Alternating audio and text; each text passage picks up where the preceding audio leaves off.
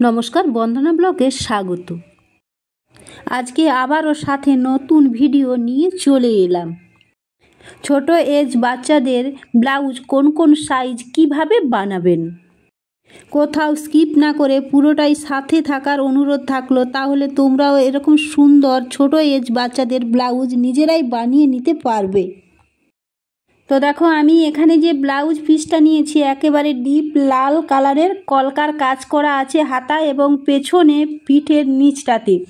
তো যেহেতু আমি ছোট বাচ্চার ব্লাউজ বানাবো, তো নাচের জন্য আগমনী নাচ মানে দুর্গা উৎসব উপলক্ষে আগমনী নাচের ব্লাউজ হবে। তো পাড় লাগবে না, একেবারে ম্যাম বলেছে সিম্পল ব্লাউজ বানাতে। তার জন্য আমি এখানে যে কলকার কাজটা ছিল সেটা আমি কাটিং করে বের করে নিয়েছি। এখন আমি ব্লাউজটিকে দুটো ভাঁজ করে এখানে বিছিয়ে নিয়েছি। তো মাপ করে দেখে নিলাম। তো আমি যে মাপে ব্লাউজ বানাবো তার থেকে হাফ ইঞ্চি এখানে বাড়তি হচ্ছে। তো ঠিক আছে, চলো আমি এই কাপড়টাকে চারটে ভাঁজ করে নিচ্ছি একসাথে। পেছন পার্ট এবং সামনের পার্ট দুটোই আমি কেটে নেব। তো তার জন্য সুন্দর করে এখানে আমি চারটে ভাঁজ করে নিলাম। তো দেখো, নিচের কাপড়টা একটু ছোট বড় আছে, তো এটা আমি একেবারে সমান করে কেটে বাদ দিয়ে নিচ্ছি। তো বাদ দিয়ে দিয়েছি। এবার আমি এখানে যে মাপে ব্লাউজ বানাবো তার থেকে আমি এখানে প্রথমে মাপ দিয়ে নিচ্ছি, 1.5 ইঞ্চি বাড়তি রাখলাম। দুটো সাইড একইভাবে 1.5 ইঞ্চিতে দাগ দিয়ে দিলাম। তো এরপর আমি এটা স্কেল দিয়ে সোজা করে এই দাগটাকে টেনে নিলাম। তো দেখো, আমি নিচে অলরেডি 1.5 ইঞ্চি বাড়তি রেখে এবার আমি আমার ঝুল পারফেক্ট এখানে থাকছে 10.5।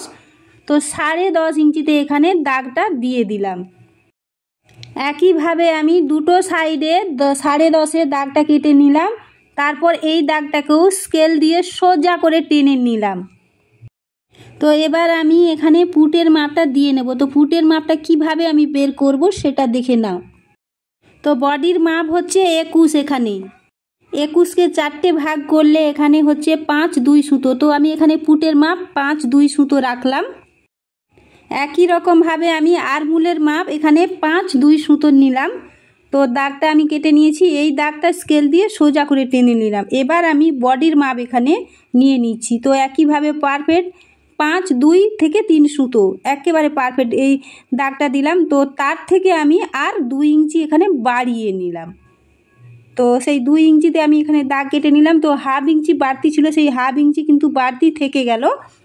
তো এখন দাগটা আমি সোজা করে টেনে নিলাম।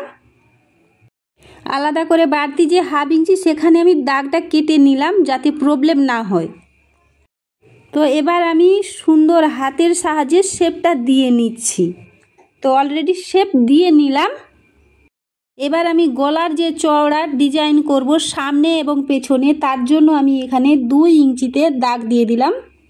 এখানে কিন্তু 2-এর বেশি রাখা যাবে না, তো কমিয়ে নিতে পারো, কোনো সমস্যা নেই। 1.5 ইঞ্চি, তো 2-এর বেশি একদম করবে না। এই যে ব্লাউজটা আমি কাটিং করে দেখাচ্ছি এটা 5 থেকে 10 বছর এজ মানে ছোট বাচ্চাদের। এখন আমি ওপর থেকে নিচ পর্যন্ত 6.5 দাগটা দিলাম। তো সামনের পাটে কিন্তু আমি 5.5 রাখবো। তো পেছন পাটকে আমি এখানে উদ্দেশ্য করে দাগটা দিলাম। তো একইভাবে ওপরে যে 2 ইঞ্চিতে দাগ দিয়েছি নিচেও ঠিক 2 ইঞ্চিতে দাগ দিয়ে এই দাগটা চৌকো আমি মানে শেপটা দিয়ে নিলাম। তো পেছন পাটে চৌকোই হবে, এইভাবে চৌকো থাকলো, তো পেছনে হুক হবে। এবার আমি এখানে কোমরের যে পারফেক্ট মাপটা সেই মাপটা প্রথমে দিয়ে নিচ্ছি। কোমরে পারফেক্ট আমার 19 থাকবে। তো 19কে দুটো ভাগ করলে এখানে আসছে 9.5। তো 9.5 থেকে আরও 2 ইঞ্চি আমি বাড়তি নিয়ে একেবারে পারফেক্ট দাগটা কেটে নিলাম। এবার আমি টেকেন প্লেট যেটা করব সেটাতে আমি দাগ কেটে নিচ্ছি। তো ওপর থেকে 1.5 ইঞ্চি বাড়তি রেখে আমি টেকেন প্লেটটা এখানে 3 ইঞ্চিতে দাগ দিয়ে দিলাম।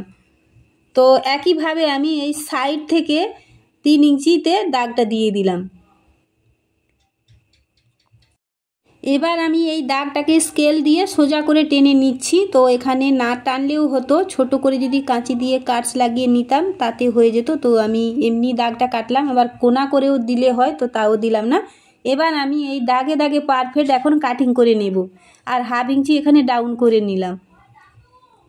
তো এবার আমি সামনের পার্ট বের করে নিয়েছি। এবার এই যে চৌকো শেপটা দিয়েছি একেবারে এই শেপে কাটিং করে নিলাম। এবার আমি আর্মহোলের মাপ করে হাতার তালপাট কাটিং করে নেব। তো দেখো হাতা কাটিং করার জন্য এখানে আমি 4টি ভাঁজ করে কাপড় ফেলে দিয়েছি। তো হাতা আমার পারফেক্ট থাকছে 6, আর পারফেক্টের থেকে আমি 2 ইঞ্চি বাড়তি দাগ দিয়ে দিলাম মোড়ার জন্য। তো একইভাবে দুটো সাইডের দাগ দিলাম। তারপর এই দাগটাকে স্কেল দিয়ে সোজা করে টেনে নিচ্ছি। এখন অলরেডি টেনে নেওয়ার পর আমি এই দাগে দাগে প্রথমে কেটে নিচ্ছি। তো কেটে নিয়েছি। এবার আমি হাতার শেপ রেডি করার জন্য ওপর থেকে আমি 3.5 ইঞ্চিতে দাগটা দিয়ে দিলাম। তো একই রকম দুটো সাইডে 3.5 ইঞ্চিতে দাগটা প্রথমে কেটে নিলাম। তারপর এই দাগটাকেও স্কেল দিয়ে সোজা করে টেনে নিচ্ছি। টেনে নিলাম। এবার হাতার মোহরই আমার একই রকমভাবে পারফেক্ট থাকছে 6। তো আমি এখানে বাড়তি আরও 2 ইঞ্চি রাখবো। তো আমি 8 এখানে দাগটা দিয়ে দিলাম। প্রথমে আমি এখানে 6 দিয়েছি, তারপর এক্সট্রা 2 ইঞ্চি আমি এখানে নিলাম। তো ওই এক্সট্রা যে বাড়তি 2 ইঞ্চি থেকে এই কোনা করে শেপটা আমি এখানে দিয়ে দিলাম। তো তারপর দেখো হাতার এই এই কোণ থেকে আমি হাতার শেপটা সুন্দর করে এখানে একেবারে দিয়ে নিচ্ছি। তো কিভাবে আমি হাতার শেপটা দিলাম বুঝতেই পারছো। এবার এই পারফেক্ট দাগে দাগে এখন আমি কাটিং করে বাড়তি কাপড় বাদ দিয়ে দেব। অলরেডি আমি হাতা কাটিং করে নিয়ে মাপ করে দেখে নিলাম একেবারে পারফেক্ট। এবার আমি এখানে বাঁধার জন্য ওরও পট্টি বের করে নিচ্ছি দুটো, আর পিছনে যে চৌকো হবে সেই চৌকোর জন্য এখানে ওরও পট্টি বের করে নিলাম। অলরেডি বের করে নিয়েছি। এবার আমি সামনের ডিজাইন রেডি করার জন্য পেস্টিং পেপার নিয়ে নিয়েছি। তো যেভাবে গলার চওড়া 2 ইঞ্চি রেখেছি, পেস্টিং পেপারে একই রকমভাবে আমি 2 ইঞ্চিতে দাগ কাটলাম। ওপর থেকে নিচ পর্যন্ত 5.5 ইঞ্চিতে আমি এখানে দাগ কেটে নিচ্ছি। ওকে, আমি দাগটা দিয়ে দিলাম। এবার একই রকমভাবে আমি এই নিচেও 2 ইঞ্চিতে দাগ দিয়ে দিলাম। দাগগুলোকে সোজা টেনে প্রথমে আমি চৌকো শেপটা দিয়ে দিলাম। তারপর দেখো এই যে কোনা করে আমি এই যে মাঝামাঝি সেন্টারে একেবারে মাঝামাঝি দিয়ে দাগ মাপটা দিয়েছি, সেই মাঝামাঝি সেন্টারে প্রথমে কোনা করে আমি শেপটা দিয়ে নিচ্ছি। তো কিভাবে শেপটা দিলাম দেখেই বুঝতে পারছো। এবার আমি দেখো এখানে 1.5 ইঞ্চি একেবারে কোনা থেকে আমি শেপটা ঘুরিয়ে 1.5 ইঞ্চি আমি এখানে মাপ করিনি। তো আনুমানিক আমি 1.5 ইঞ্চিতে প্রথমে একটা শেপ দিলাম।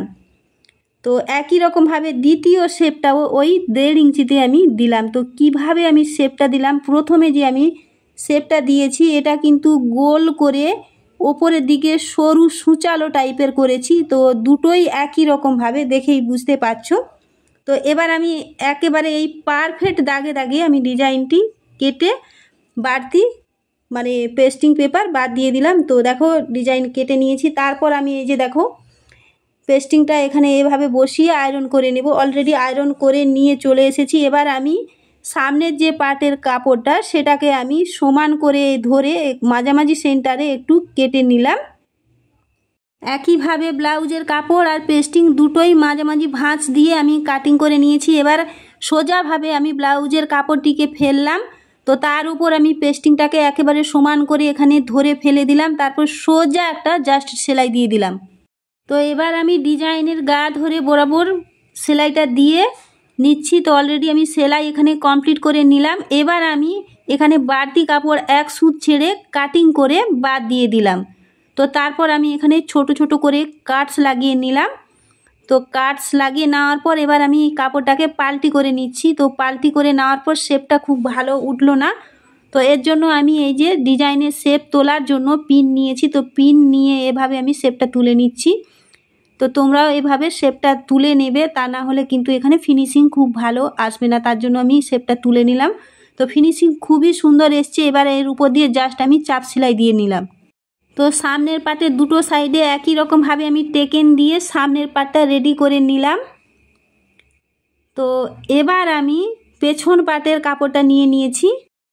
পেছনে হুক থাকবে, আমি মিডিল পয়েন্টে কেটে নিয়েছি। তো তারপর আমি এখানে একটা পাটে আমি হুক লাগানোর জন্য আরেকটা পাটে আমি হুক ঘাট লাগানোর জন্য দুটো পাট রেডি করে নিয়েছি অলরেডি। এবার আমি এখন আমি পেছন পাটে চৌকোর দুটো পাট পট্টি লাগিয়ে রেডি করে নিচ্ছি। প্রথমে আমি ওপর থেকে সোজা দিকে পট্টি লাগিয়ে নিয়েছি, তো তারপর আমি বাড়তি কাপড় কেটে বাদ দিয়ে ছোট ছোট কাটস লাগিয়ে এর ওপর দিয়ে একটা চাপ সেলাই দিয়ে তারপর পেছন দিকে উল্টো সাইডে মুড়ে সেলাই করে দুটো পাট রেডি করে নিলাম। আর নিচেও পট্টি লাগিয়ে নিয়েছি। দুটো পাট একসাথে সমানভাবে ফেললাম, সামনের পাট এবং পেছন পাট ফেলে পুট জয়েন করে নিচ্ছি। তো অলরেডি পুট জয়েন করে নিয়েছি। হাতার তালপাট বাঁধা রেডি করে এলাম পুরো ব্লাউজ ফিটিংস।